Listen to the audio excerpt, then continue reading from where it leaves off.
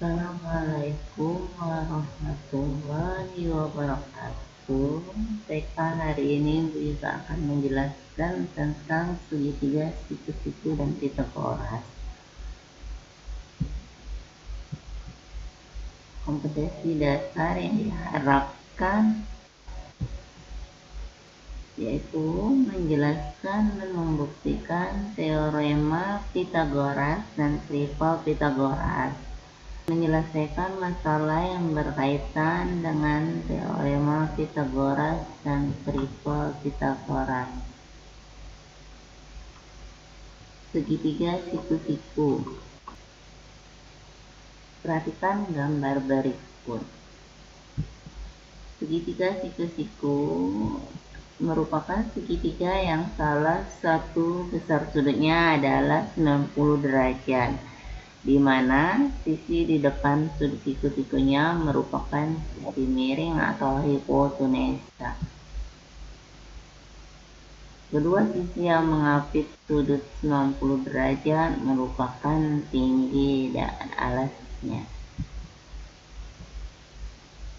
Segitiga siku-siku memiliki dua sisi yang saling tegak lurus, memiliki satu sudut 90 derajat pada sisi yang tegak lurus, memiliki satu sisi miring atau hipotenusa. Keliling rumusnya, sisi pertama ditambah sisi kedua ditambah sisi miring. Luasnya rumusnya setengah alas kali tinggi. Ibu akan berikan contoh soal. Perhatikan segitiga siku-siku berikut. Ada segitiga ABC dengan nilai AB 4 cm, AC 3 cm, dan BC 5 cm.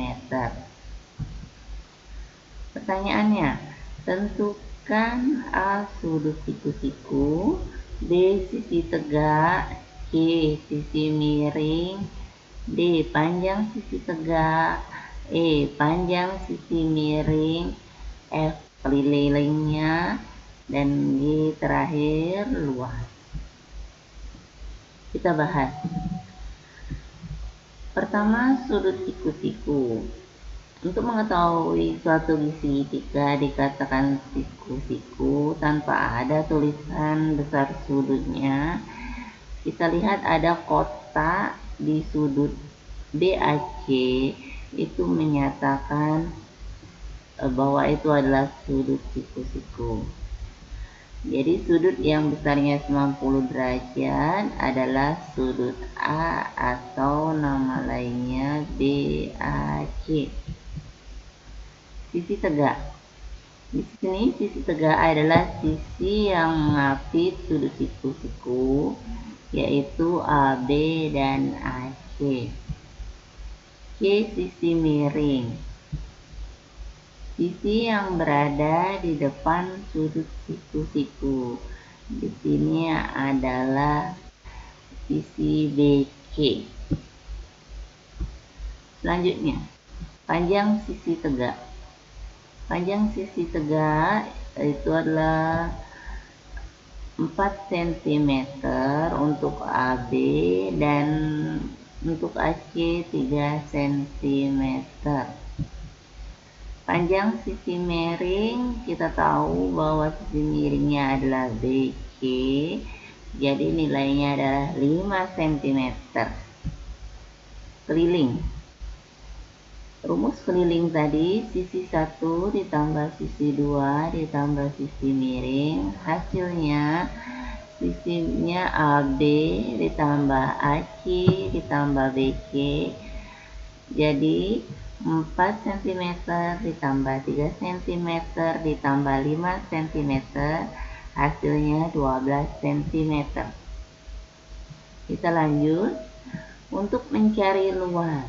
Di sini kalau kita perhatikan segitiganya posisinya seperti ini, kita bisa merubah posisinya untuk mengetahui alas dan tingginya. Jadi kita putar segitiganya. Misal seperti ini. Ini adalah cara yang pertama. Kita dapatkan A, B, C dengan ukuran masing-masing. Nah, di sini kita dapatkan alasnya adalah AB dan tingginya adalah AC. Cara pertama, rumus luas kita ketahui adalah setengah alas kali tinggi untuk luas segitiga. Jadi di sini didapat alasnya adalah AB dan tingginya adalah AC. Jadi luas segitiganya setengah AB kali AC. Jadi luasnya setengah kali 4 cm dikali 3 cm. Setengah kali 4 hasilnya 2 cm.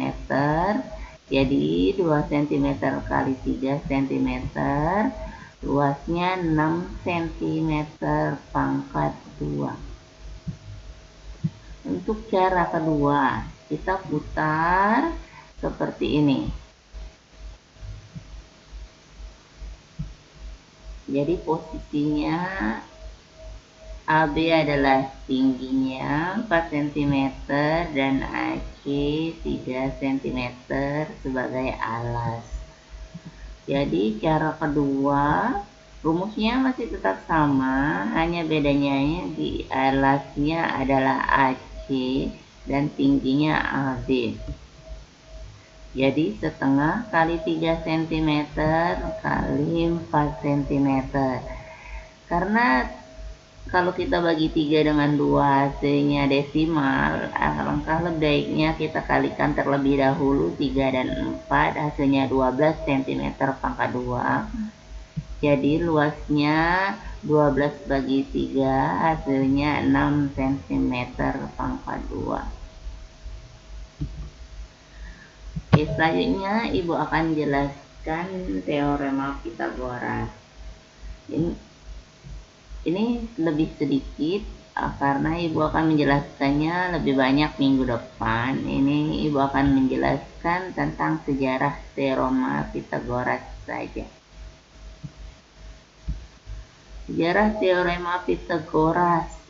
Berdasarkan catatan sejarah, orang-orang di peradaban Babilonia, Mesir, India, bahkan Cina kuno ternyata sudah memiliki pemahaman dasar tentang hubungan antar sisi-sisi segitiga siku-siku sebelum Pythagoras. Salah satu bukti sejarah adalah lempengan milik peradaban Babilonia, namanya Plimpton 322. Di Cina juga ada matematikawan namanya Zhou Gan yang hidup sekitar 1100 sebelum Masehi juga mengetahui tentang teorema ini. Ibu jelaskan tentang Plimpton 322. Ini gambarnya lempengan dari Babilonia tersebut. Sebuah keping lempengan tanah liat dari Babilonia yang dibuat sekitar 1800 tahun sebelum Masehi. Tertulis banyak kombinasi dari 3 angka yang memenuhi syarat teorema Pythagoras, atau sekarang kita sebut juga sebagai Pythagorean triple atau triple Pythagoras. Piramida. Nih, kita lihat bentuk piramida. Ini bangsa Mesir kuno mengetahui bahwa segitiga dengan panjang sisi 3, 4, dan 5 membentuk sebuah sudut siku-siku. Mereka menggunakan tali yang diberi simpul pada beberapa tempat dan menggunakannya untuk membentuk sudut siku-siku pada bangunan mereka, termasuk piramida. Jadi mereka menggunakan tali untuk membantu dalam membangun sudut-sudut agar terbentuk bangunan seperti piramida. Di sini tali yang digunakan bangsa Mesir kuno, terlihat ikatan talinya ada 12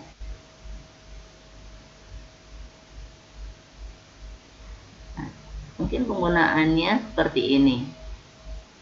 Talinya diikat di sudut-sudut 3 dengan tali panjangnya 3, 4, dan 5. Terlihat terbentuk sudut siku-siku.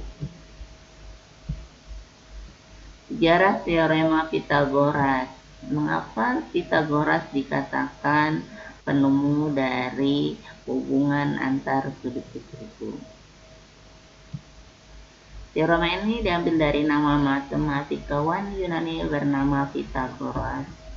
Pythagoras lahir di Pulau Samos, Yunani sekitar tahun 570 sebelum Masehi. Sesuai dengan nasihat gurunya Thales, Pythagoras muda mengunjungi Mesir sekitar tahun 547 sebelum Masehi dan tinggal di sana. Pythagoras diusung sebagai orang yang pertama kali mendokumentasikan serta membuktikan teorema ini secara sistematis. Maka teorema ini dinamakan teorema Pythagoras. Teorema Pythagoras mengatakan bahwa dalam suatu segitiga siku-siku, jumlah kuadrat dari sisi-sisi yang saling tegak lurus sama dengan kuadrat dari sisi miringnya. Oke. Rumusnya dapat dituliskan sebagai berikut. C kuadrat sama dengan A kuadrat ditambah C kuadrat. Sehingga untuk mencari sisi tegaknya, kita akan dapatkan rumus A kuadrat sama dengan C kuadrat dikurang B kuadrat. Dan B kuadrat sama dengan C kuadrat dikurang A kuadrat. Rumus Pythagorasnya bisa dituliskan juga seperti ini. AB kuadrat sama dengan BC kuadrat ditambah AC kuadrat.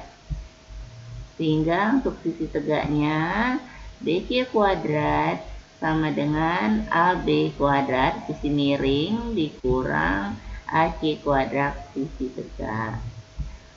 AC kuadrat juga dapat dicari dengan sisi miring dikurang sisi tegak yang lainnya. AC kuadrat sama dengan AB kuadrat dikurang BC kuadrat.